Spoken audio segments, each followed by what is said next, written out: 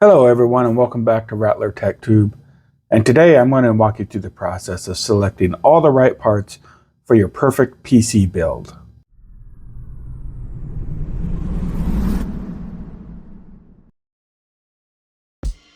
Now there are a lot of videos online about actual PC builds, and I probably will do one myself. In fact, when this series is done, it would probably be a great way to cap off this series, is doing an actual PC build on this channel. But my main goal here is to focus on first-time builders, people who may not know the terminology or may not know how to begin the process of building your PC.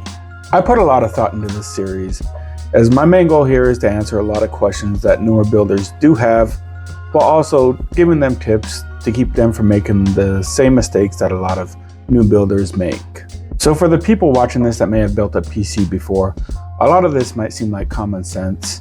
However, if you're somebody that's built a PC before and you do things a little bit differently than I explain in this video, feel free to share the comments below and let me know how you do it that might be more efficient. However, for somebody that's never built a PC before, I really do want to start at the very beginning and walk you through the process so you can have confidence when selecting the parts for your PC build and knowing that everything is going to be compatible and fit all together. This is going to be the first video of this series as I outline what components you're going to need for your build, the order in which I select the components for my builds, what to look for when selecting components, and why I select components in the order that I do. This will just be a quick overview of each component. However, as the series continues, I will do a dedicated video to each component, breaking it down and explaining the components so you can better understand how they all work together, so that you not only can make all the parts work together, but so that you can build the absolute perfect PC for you without spending a bunch of unnecessary money. If you have any questions when it comes to building PCs, please leave them in the comments below. I will do my best to answer each and every one, as well as for the more experienced builders. If you have any additional tips or tricks, feel free to leave those in the comments, as it really can help new builders out. So when I first start my planning process, the absolute first thing I do is figure out what exactly my PC is going to be used for. Are you looking for a higher end PC where your main focus is gaming or workstation? Or are you looking for maybe a video editing machine? Or are you looking for something more simple that will just let you browse the web, play back media, and maybe play a few games on occasion? Or maybe you're wanting a PC that can do all those things well, which is very possible as long as you're willing to spend the money to build a good enough PC to do it. However, for most builders, you are going to have to make some sacrifices in one area or another just to keep the cost down and keep your PC within budget. So while gaming PCs, workstation PCs, and even some video machines can be really high-end systems, the components that you select for these systems can be very different depending on what the main goal of your system is. Because at the end of the day, whatever your main focus is, you do want your PC to be the most efficient at that main goal. Are you somebody that's looking to overclock your system? This is an easy way to get more performance out of your components. However, you are going to want to make sure you're selecting parts that can easily be overclocked that you're putting in your system. Over the years, overclocking has become easier and easier, as most motherboards now, you can enable it with just one click. So I definitely recommend getting a system that is capable of overclocking, especially if you're going into one of the higher end builds. So although this series isn't going to cover overclocking itself, as we're not going to actually get into building a PC, as I do my deep dive into different components, I am going to go over what components are best for overclocking and what to look for if you're trying to accomplish that. Another question you want to ask yourself is, do you want a small form factor build, or do you want to go full ATX? For new builders, I would generally recommend going full ATX or normal size PC, as this will generally be an easier case to build in, at least while you're starting to get your hands wet with the building process. However, if you're somebody that is tight on space, an SFF build or a small form factor build may be a way to accomplish building a PC that fits your needs. However, just keep in mind that when you're building a small form factor, the size is cut down, so when you're selecting motherboards and such, it's not going to have quite as many features as if you're building a full-size computer. To go along with fewer connections on your motherboard, your case is also going to have much tighter spaces, so the airflow won't be as easy to get going as it is in a full-size case.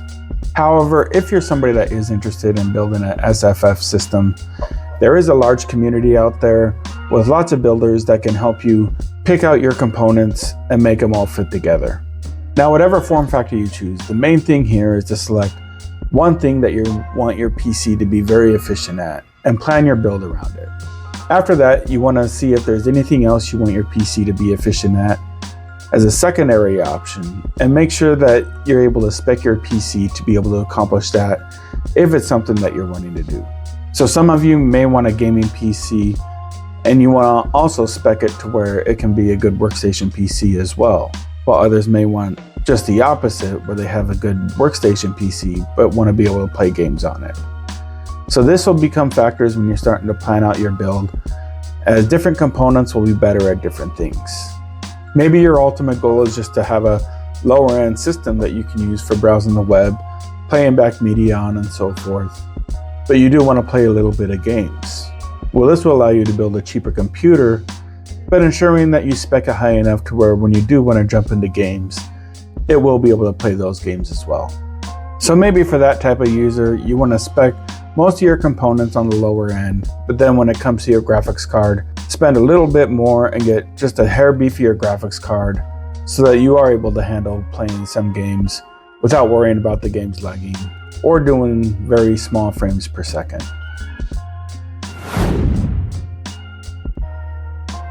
Now, the next thing you really want to do is figure out what the budget is going to be for your build.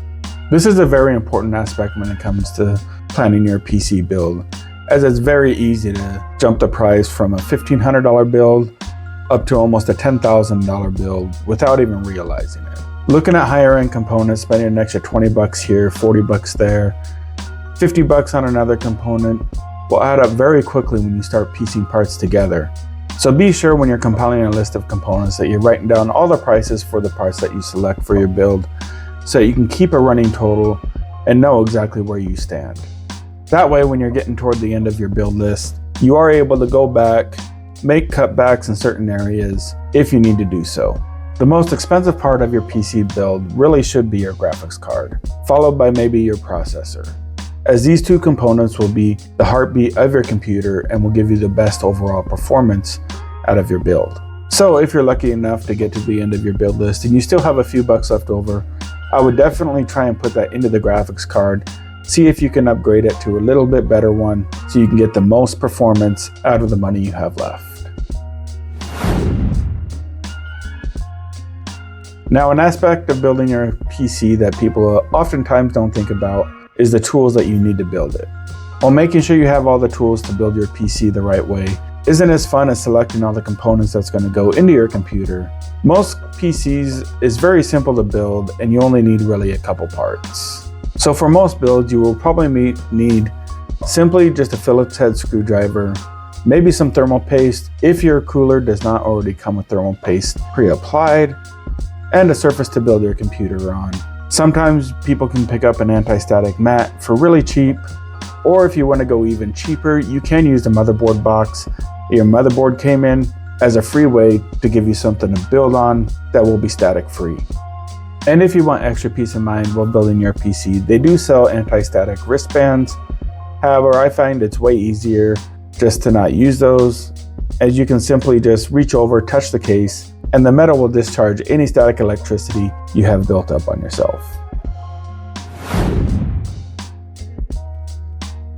So when it comes to finding parts for your build, there's a couple of websites I like to use to find my components. The first one is PC Parts Picker. This one is a really simple tool to use, as it breaks down each category, and then as you start selecting parts, it'll only let you select parts that are compatible with the parts that you've already selected.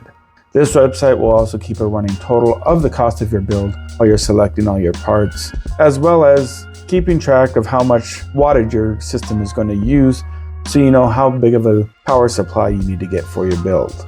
So for instance, with PC Parts Picker, once you select a processor and then you go to select your motherboard, it'll only list motherboards that are compatible with your processor. This will take all the guesswork out of selecting parts for your PC build, as once you go down the list and start selecting more parts, it will narrow things down to make sure everything is compatible for your build. The next place I will go is to Newegg.com. Despite all the hate that they get for their customer service, which a lot of it is well warranted, they do have a really great PC builder here too. It's pretty much the same thing as PC Parts Picker. However, I just tend to like the interface on Newegg a little bit better, as it helps me select parts that I can make sure are compatible with my system by using the different filters that they have.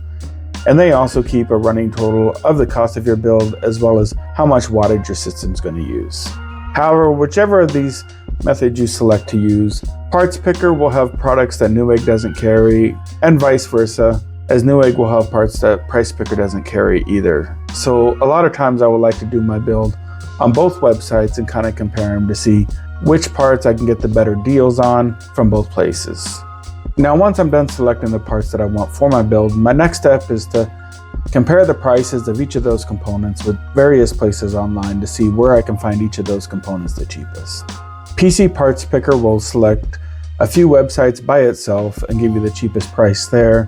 However, once I'm done, I will always check Newegg, I will check Amazon, and then I'll do a general Google search for the parts that I'm looking for, just to make sure that I'm finding the best deal out there.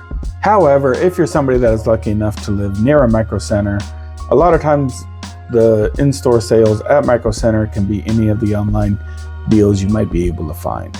Me personally, I have never been lucky enough to live close to any Micro Centers. However, they are building one in Phoenix right now, which isn't too far away from me. So I am super excited to be able to go down there and check it out once that Micro Center is up and running. So now let's get into the fun part, how I go about selecting all the components for my PC builds. And just as a reminder, if you want more information about any particular components, I will be doing a deep dive later on the series about every single component in this build process. So the first component I will always select for each of my builds is the processor. This is also known as your CPU, which stands for Central Processing Unit. This is going to be the brains of your PC. It'll determine how fast your computer can do different calculations, run different tasks, and control pretty much everything that you do on your PC. Now, even though this does sound like the most important part, your graphics card actually controls the performance of your PC while you're actually doing certain tasks more than your CPU does. So this makes overspending on a CPU very easy, as it is much easier to bottleneck your PC with your graphics card than it is to do it with your processor. However, as your CPU does control everything in your system and the speed in which you can do most things, this does make it the ideal first choice to build your system around. Choosing your processor first will also let you know what type of motherboard to select, as you want to make sure that the motherboard you select has the same socket type as your processor. So when you go into the system and you choose your processor, always make sure to take note of what socket your CPU has so that you can easily pair that with your motherboard when you're looking for a motherboard. So now that we're ready to choose our first component for the build, I'm going to open up Newegg here and we're going to start this build process together. Alright, so now that we have Newegg pulled up, we can go over here to the PC Builder section. And the first thing we're going to select is the CPU itself. Now for this build, I am looking at building out a gaming PC, and I want to keep the price range under $3,000. This should give a very nice mid-range PC that has really good performance, but still is at the lower end of, especially compared to some of your higher end PC gaming builds. So we're going to come down here and see what options we have available. Generally, your main options are Intel and AMD. I'm going to stick with the AMD build, as they've pretty much got the whole market share the last couple years. Intel's just sort of been on a free fall. And being a gaming PC, you do want to have the X3D cache attached to the processor. So we have a 9950 X3D. This processor is almost $700, which is a little bit more than I want to spend. We have a 9900 X3D, which is $600, a little bit cheaper. I think I'm going to stick with the 9800X3D. This is overall a great processor for gaming. So we can select that, and we have our build started right here with the processor. Now we can jump into our motherboards and see what we want to do with motherboards. So once I have my CPU picked out, the next component that I'm going to look at putting into my system is my motherboard. The reason I select the motherboard next is once you have your processor and your motherboard selected, this will kind of guide you to make sure that all the other components that you select for your build will be able to plug both into your motherboard and be compatible with your processor. This is an area where it's super easy to overspend, as over the past few years, motherboards have just become increasingly more expensive, as you have some motherboards now reaching upwards of $1,000 for a motherboard, which to me is just insane, as back when I started building computers in 2013, I think the highest price for a motherboard back then was in the $300 to $400 range. But if you're building a PC, it's going to do you no good whatsoever to spend $800 on a new motherboard just to spend only about $500 on your graphics card. As the $800 for your motherboard, you're not really going to see any performance gains, whereas if you put that money toward a better graphics card, you will see a huge performance gain with your system. So while some motherboards may look really cool and flashy, it's just not worth it to overspend on a motherboard. So when it comes to selecting a motherboard, I always use the rule, my motherboard is going to cost less than my processor, which is going to cost less than my graphics card. So we're going to jump back here into Newegg, and it's time to select us a motherboard for our 9800X3D processor.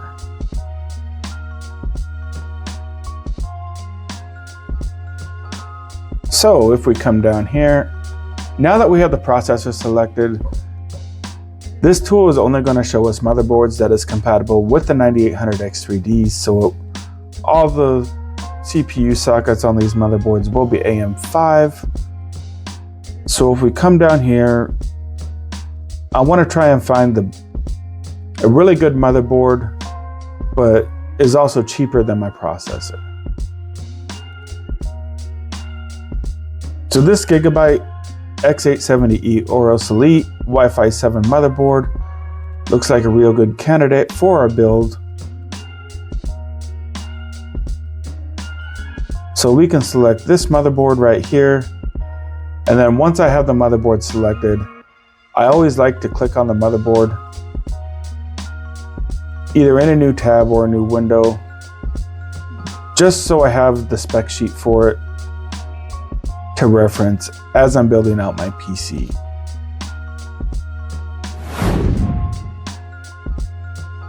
Now that we have the CPU and the motherboard selected, we can now figure out what type of RAM we're going to need for our build.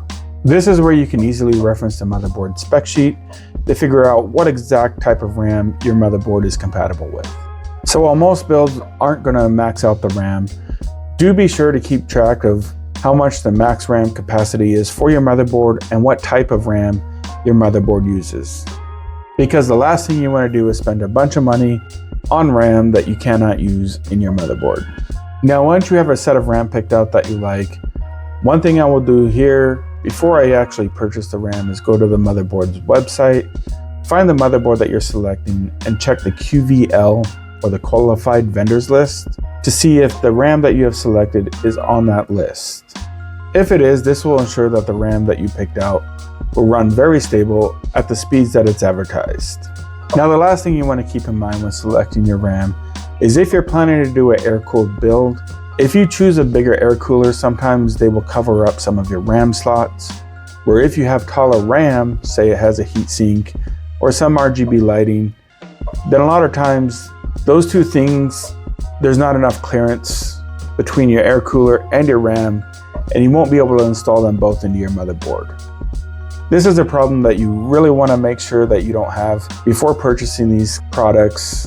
Otherwise, you'll have to return one of them and select either shorter RAM or a smaller air cooler in order to fit them both into your system. So now we're back and we're going to select some RAM, or as some websites call it, memory, for your PC.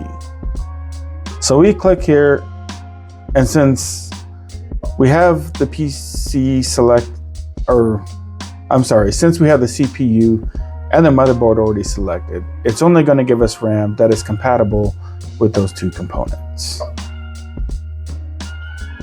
Now, being a gaming PC, I do want about 64 gigs of RAM. So just to make it easier, I'm going to come down here, look for 32 gigabyte modules, as we're going to want 2 of them.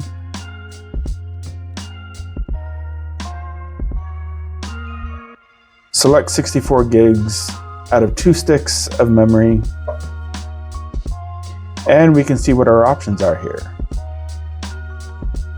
This Corsair is only $230. However, this G-Skill, which is another good brand, is only $220 for 64 gigabyte, 6000 speed RAM. And this is certified for AMD Expo. And since we're doing an AMD build anyway, this is a great choice for our RAM. And it looks like it's also one of the cheapest. Of course, if you don't want the RGB, you can save a few dollars by selecting some G-Skill Flare or some Corsair Vengeance. But being a gaming PC, we're gonna want all the flashy LEDs and everything.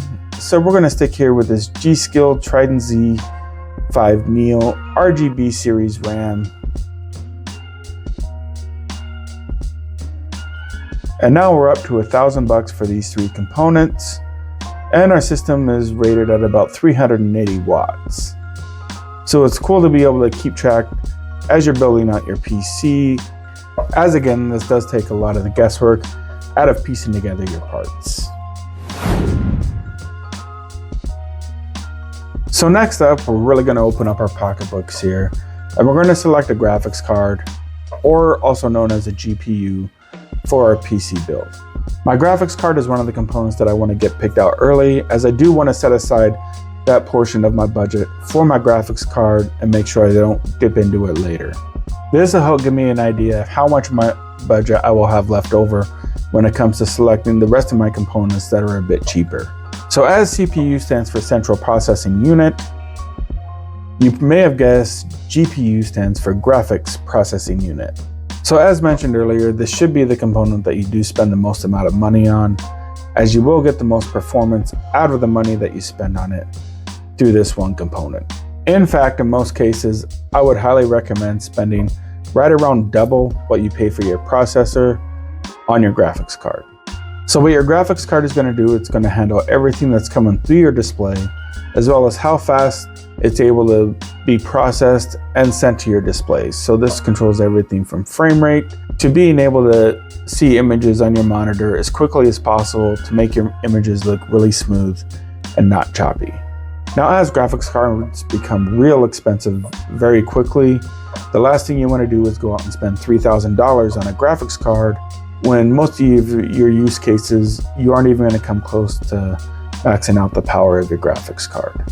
Now, once you select a graphics card, one of the things that you want to take note of is the dimensions of your graphics card, as later on, once you select a case, you're going to want to make sure that your graphics card will fit inside the case that you select.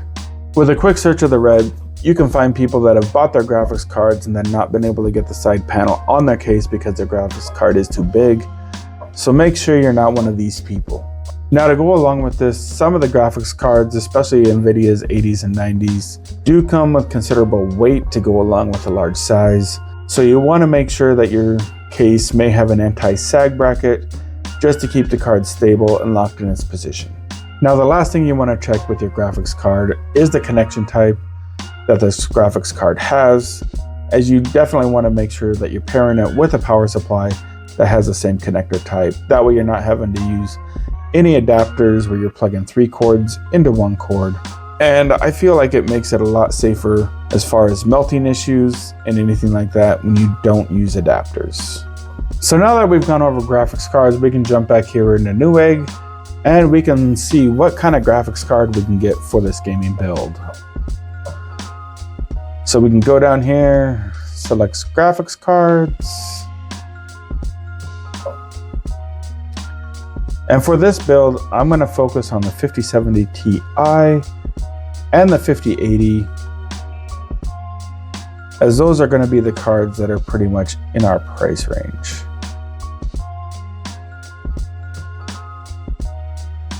So my CPU ended up costing about $489 if I remember right. So we're going to want a graphics card that's roughly about double that. So we're going to select this tab to kind of arrange it so that the 5080s are on top. I do want to see if I can find a 5080 over a 5070 Ti that might be in our price range.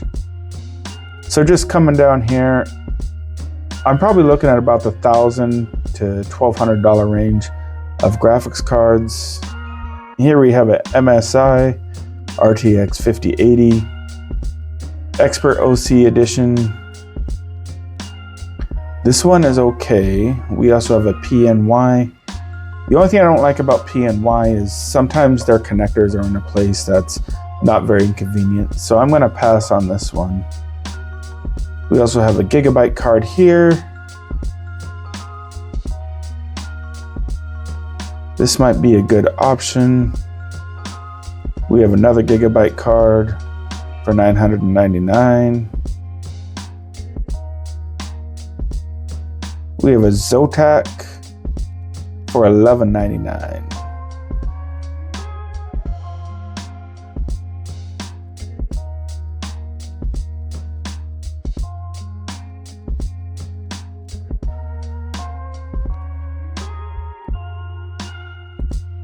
These $11.99 cards are pretty intriguing, so I'm going to select the Zotac card here.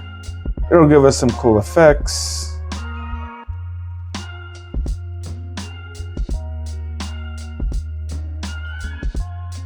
And now for our build, we've jumped up to $2,200.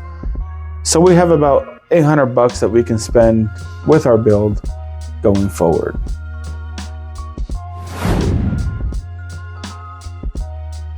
Now the next thing I will select for my build is generally my storage devices.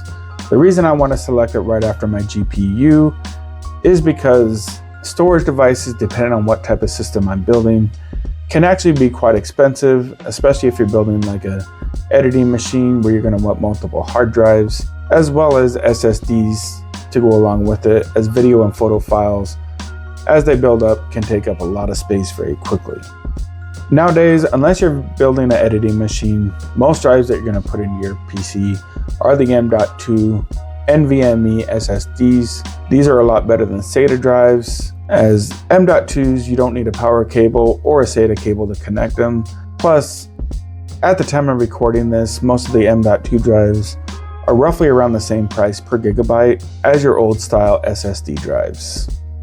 So you might as well put that money toward the faster M.2 drives, as well as with an added bonus with the M.2s, you don't have any cables going to them, so it makes it a much cleaner build and an easier installation to go with much higher speeds compared to the SATA counterpart.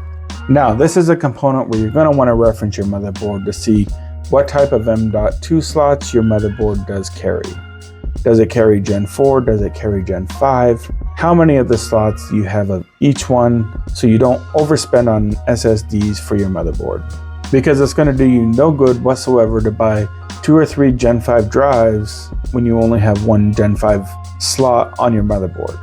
Any Gen 5 drive that you put into a Gen 4 slot on your motherboard is still only going to read and write at Gen 4 speeds. However, these drives are backwards compatible, so if you do end up getting all Gen 4 drives, you will be able to use them in all Gen 4 and Gen 5 slots. So nowadays, the Gen 4 drives are so fast that most users, in most cases, aren't even going to be able to notice a difference between having a Gen 4 drive and a Gen 5 drive. This will only really come into play if you're moving massive amounts of files or very large file sizes between one drive and another. So if you're looking to save a bit of money somewhere on your build, definitely go with some Gen 4 drives, as they are more than capable of building you a really fast PC and getting really good performance out of it. When it comes to an operating system drive, I would definitely recommend getting a 1 terabyte drive to a 2 terabyte drive for your operating system, as this will allow room for some growth and to add some programs to the drive without it being too full. Most PCs are going to want more than 1 or 2 terabytes total storage. But as I go over some of the storage devices in the deeper dive video, I will go over how to scale them out to whatever kind of PC you're building that makes the most sense for you. So now we can go back into this PC builder and we are going to want to look for storage drives. And we're not building a video editing machine, so we are going to go with SSD. No matter what kind of PC you're building, you're always going to want the fastest drive possible, which is going to be an SSD, mainly the M.2 variant for your operating system. So we definitely want a Gen 4 drive.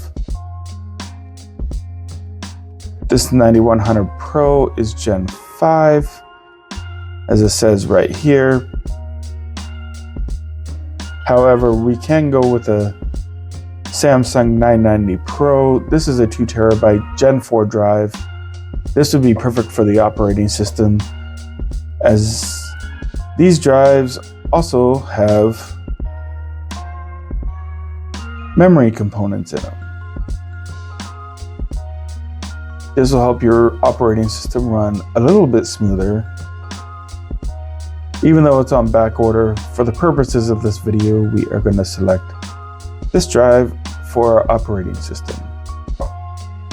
However, I am going to want additional storage to put games on and some files like documents, pictures, and stuff like that, so I'm not clogging up the system drive. So we're going to add an additional storage drive. We're going to stick with the SSD. And this time I am going to select a 4 terabyte drive. So we're going to filter this down to just 4 terabyte drives and see what some good options are for us here. 409, 269 is a good price. Come down here, we have another one for $240. I really like Samsung drives. I think I'm going to go with this $240 Samsung 990 Evo Plus. This is also a Gen 4 drive. It's a good price per terabyte. I'm going to select this. This will give us 6 terabytes total storage in our PC build, which should be more than enough to handle a little bit of a gaming library, plus our operating system. And now we are up to $2,500, almost $2,600, and we're going to be running about 780 watts of power. So we are creeping up with the price quite fast with our build. However, most of our more expensive components we have already selected, so the price shouldn't be going up quite as much per item now that we're getting toward the end of our build. So now that we have all these components picked out, now we have to select a case to put everything into. I generally like to wait until about now to pick out my case, as it allows me to select my more important components first and then make sure I have a case that will fit all of the components that I've already selected. As since those components give actual performance to my system, where the case does not, they are far more important than the actual case when it comes to building out my PCs.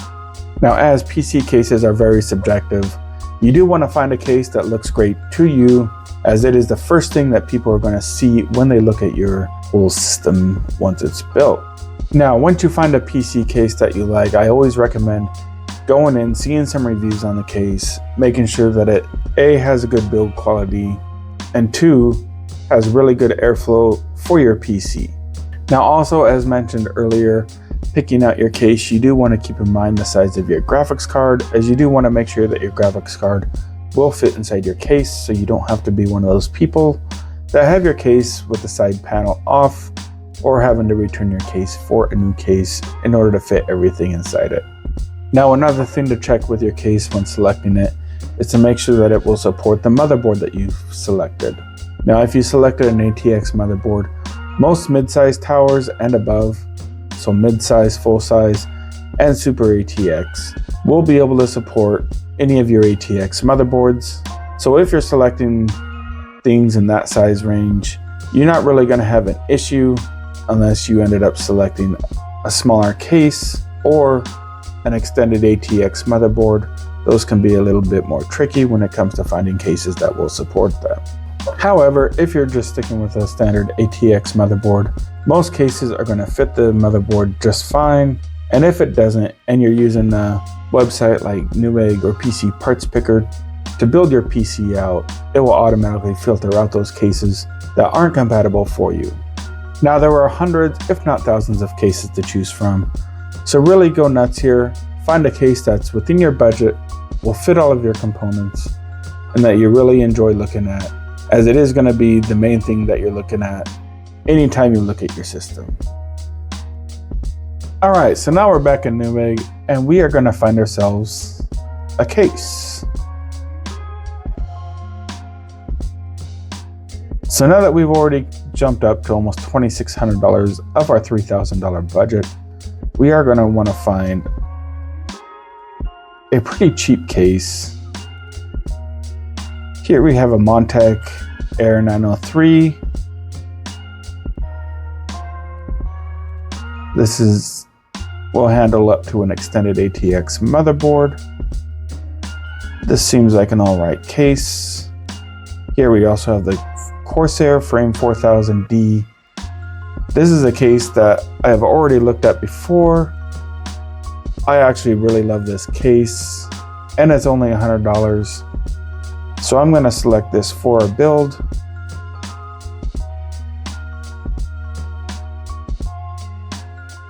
Now we have about $300 left, and we still have to get a power supply, a CPU cooler, and lastly, we're going to have to get some case fans to be able to keep our system cool.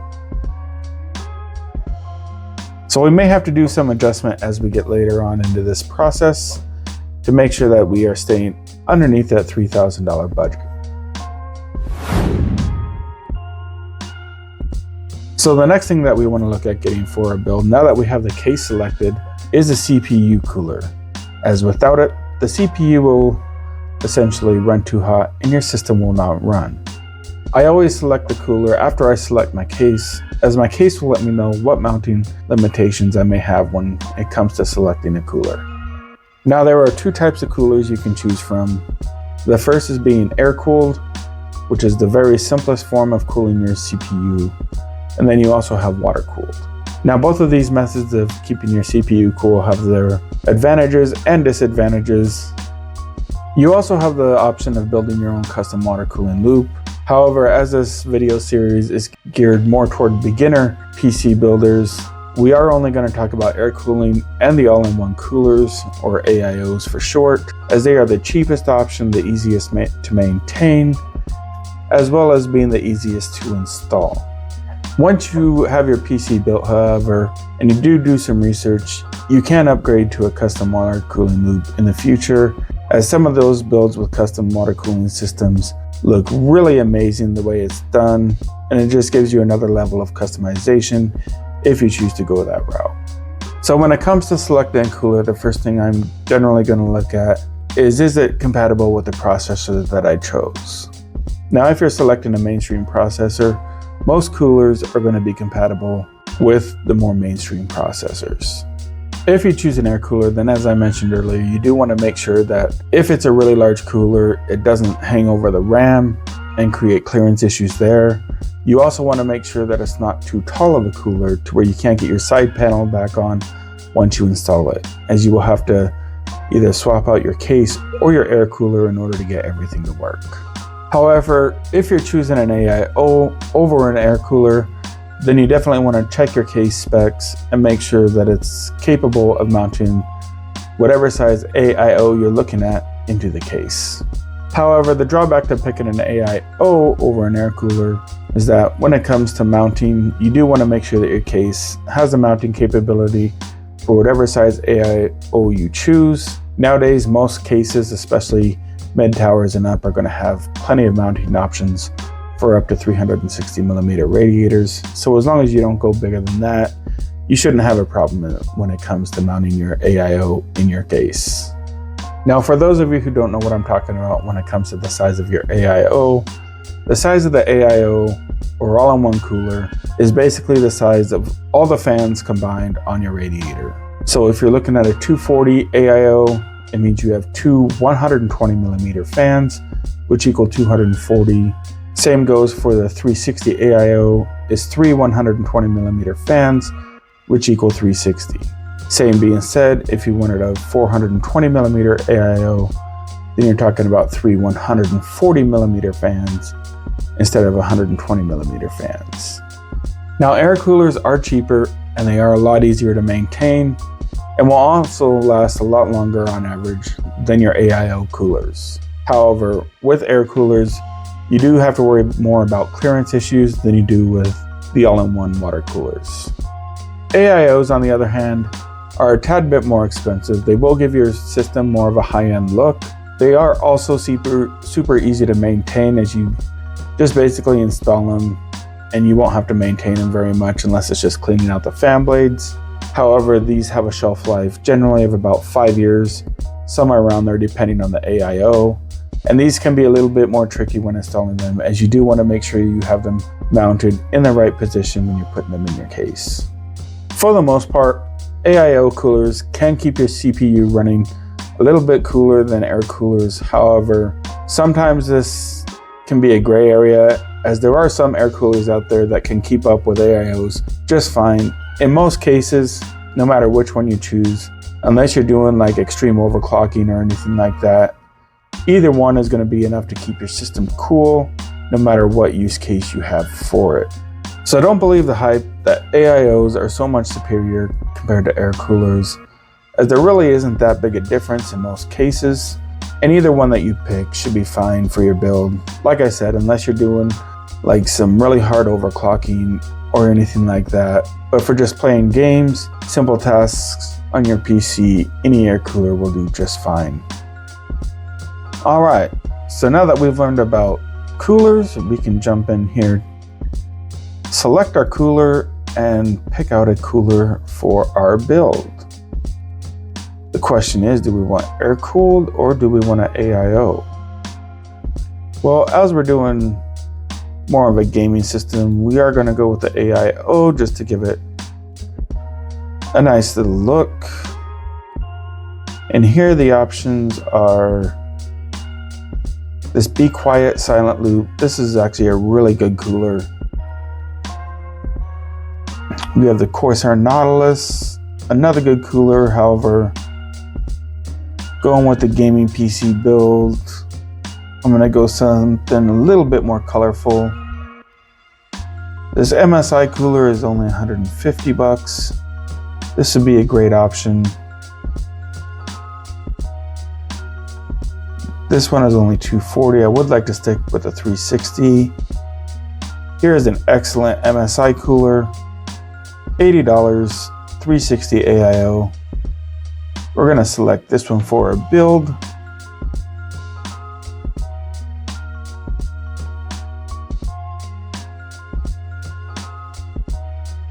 And we're almost done. We only have $250 left on our budget.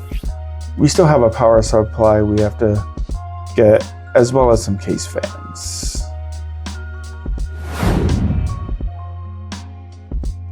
So now that we have most of our other parts selected, now we can pick out a power supply, since we know the power draw that's going to be going to our system.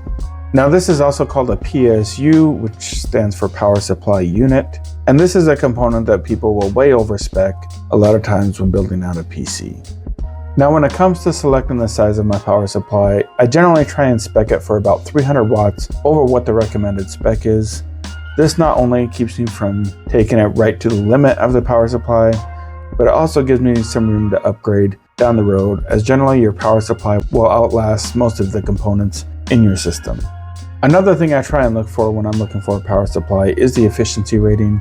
Now 80 plus gold seems to be sort of the sweet spot, as if you go below 80 plus gold, then some of the components that they use in those power supplies can be a little bit questionable. However, when you go above 80 plus gold to 80 plus platinum or 80 plus titanium, you're not really getting that much more efficiency for the money that you're spending.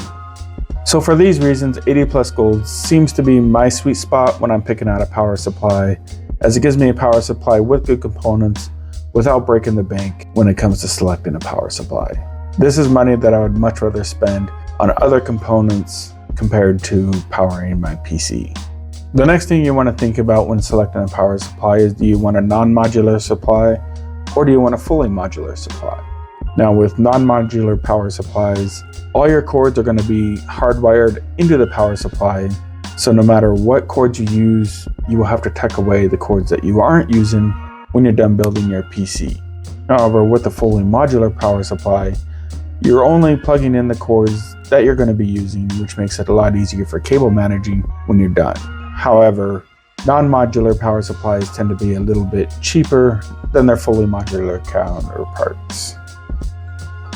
So if we come down here, we are ready to pick out a power supply unit.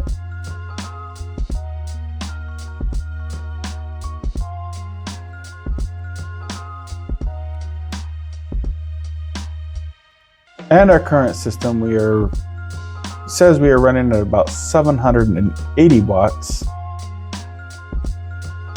Go over here just to make sure. And like I said, I want to shoot for roughly around 300 watts above that. For this build, I think 1,000 watt power supplies should be pretty efficient, as we're nearing the budget. I don't want to overspend on the power supply. Now, knowing that I have a 5080 graphics card in here too, I do want to make sure that my power supply is ATX 3.1, as this will give me the same connector that's on my power supply, so I don't have to use any adapters.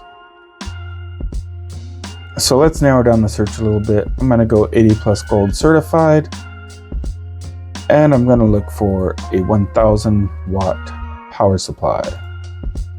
Helps if I click the right one here. Apply these changes, and we have some options here. Now we have this MSI 450. We have the Corsair Shift. This one can be pretty tricky, as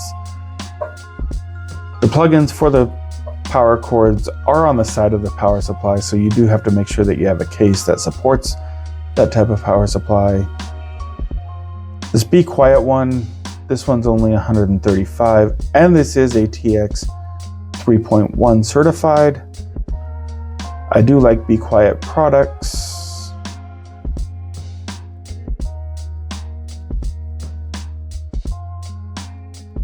I'm not sure on the Roswell band. I think I'm going to stick with Be Quiet, just to give us a nice, good quality power supply. It's more than enough to handle this system, and we are up to $2,900, and we only have the case fans left. This is really good, as we're keeping it under the $3,000 mark so far. But in a little bit, we're going to see if the case fans end up pushing it over that mark. So let's jump out of here really quickly and learn about case fans. Now, the last thing you will need to do for your build is find some case fans to put in it to make sure that you have adequate airflow to keep your system running nice and cool. I would generally choose these last, as if I need to make sacrifices somewhere, generally it will be with the fans. I can go with a cheaper fan to kind of help stay in the budget, as long as it's not too far over budget. And this is one of the areas where no matter what fan you choose, it is going to move air. However, with some fans, you may need to turn the RPMs up a little bit or install more fans to get the airflow that you desire. As I stated earlier, I would much rather put a larger chunk of my money into the components that are actually going to give me performance gains out of my system than anything having to do with the aesthetics and appearance of the case.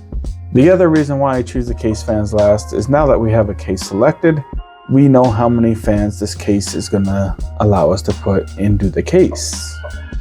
Now, while yes, some case fans do perform better than others, You really want to find case fans that are going to make you happy, whether you're going with the stealth black look, whether you're going for just pure performance, or whether you're going with aesthetics for your case fans. You want to find the fans that are going to make you the happiest with your build, while also staying in your budget so that you make sure you have a great running PC that is pleasing to look at. The more important thing to focus on when you're putting the fans in your case is making sure that you have a positive or at least a neutral pressure of your fans rather than a negative air pressure. This means that you're having more air coming into your case than what is exiting your case. As doing this will not only provide better airflow, but it will also help keep dust from getting in your system, as the air coming into your system will be going through the filters and the air exiting your system will be forced out through all the gaps that don't have filters. Another feature with fans that is gaining popularity that I absolutely love, because I love a nice clean build in my PC case, is fans that can connect together without any wires whatsoever. Companies like Lee, Corsair, Thermaltake, and Fantex all make fans that link together without any wires. Generally, when I'm building a PC, I will tend to gravitate toward these fans, even if they are slightly more expensive, as they are way easier to install in your case, and it really does give a much cleaner look to your PC case. Now, this also comes in really handy, as your motherboard will generally have a lot less fan headers and RGB headers than you have case fans in your case. So being able to daisy chain them together with as fewer wires as possible definitely makes it easier to get them all connected and working the way you want them to. So definitely do your research when it comes to selecting fans. Make sure you plan them out and that you've found a way to connect them all before you go and purchase a bunch of fans. So now we can jump in here, select our last component, which will be our case fans. It should be under accessories here. Here we go, case fans.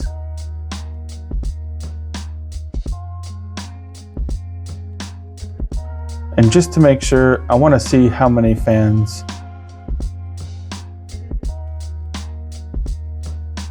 my case will hold.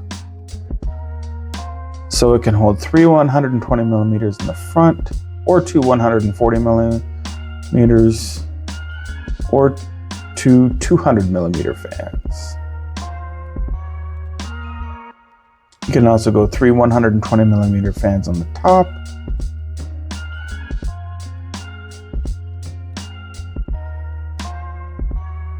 and you should be able to fit a 120 millimeter fan in the back of the case as well.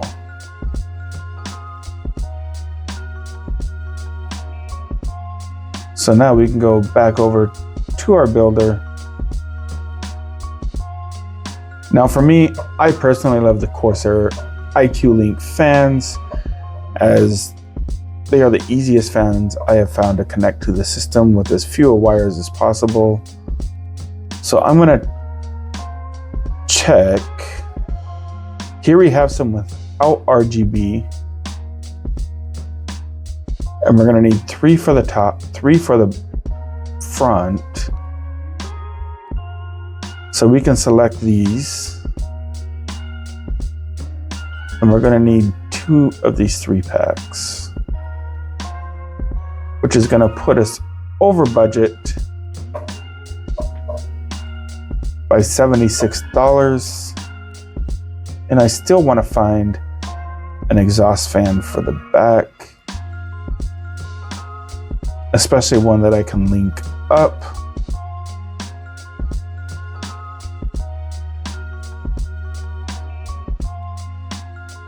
So we're gonna see if we can find a single fan for the back of the case that can link up to the Corsair IQ. Here we go. A little bit of RGB just on the back of the case. All the other fans are stealth black. And this brings our total to $3,111. So with all that being said, we need to shave about $110 off our price.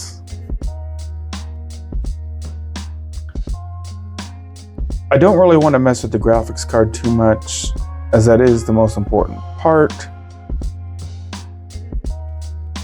I can, however, see what type of processor I can do.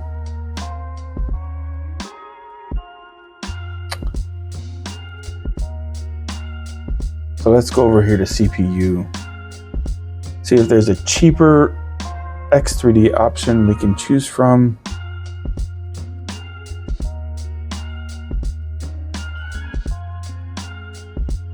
Oh, here we go. This is perfect. We have a 7800 X3D that is only $378. The 7800 X3D is also a really good processor for gaming, and I'd much rather go a little bit cheaper on the processor than I do the graphics card. So we can change it to the new item. And there you go, we are $3,001.78, which I am definitely going to call close enough when it comes to a $3,000 budget. So as you can see, this tool here really makes it easy to put together a system, choosing the components in the right order. And for the most part, they actually have the components listed in the order in which I choose them anyway. And like I said, PC Part Picker is almost the same type of tool, super simple to use on both applications, whether it's Newegg or PC Part Picker, and it really does take all the guesswork out of building your PC. Aside from some of the peripherals, such as your monitor, your keyboard, your mouse, and a mouse pad to go with your mouse. However, as those things are so subjective, I'm not really going to cover them in this series, as we're going to focus mainly on the tower itself. Building a PC is a lot easier than it seems, and it is absolutely a ton of fun. Being able to pick your own parts, customize it exactly the way you want it to, put it together, and see everything work the way it's supposed to when you hit the power button is such a satisfying feeling. I would definitely recommend anybody who enjoys working on a PC to go out, build your own computer, find all the parts yourself, and really have fun with the whole process. So now that I've gone over how to compile a build list for your PC, up next in this series, I'm going to go over the different use cases of your PC and how it can affect the different parts that you choose when building your PC. So be sure to stay tuned for that. Well, my time is up for this video, and as always, if you found this information useful or enjoyed the content of this video, please hit that like button. Consider subscribing to the channel, as it really helps get this video out to more people. Thank you to everyone who stuck with me to the end of this video, and just remember, feedback is always encouraged, and we will see you in the next video.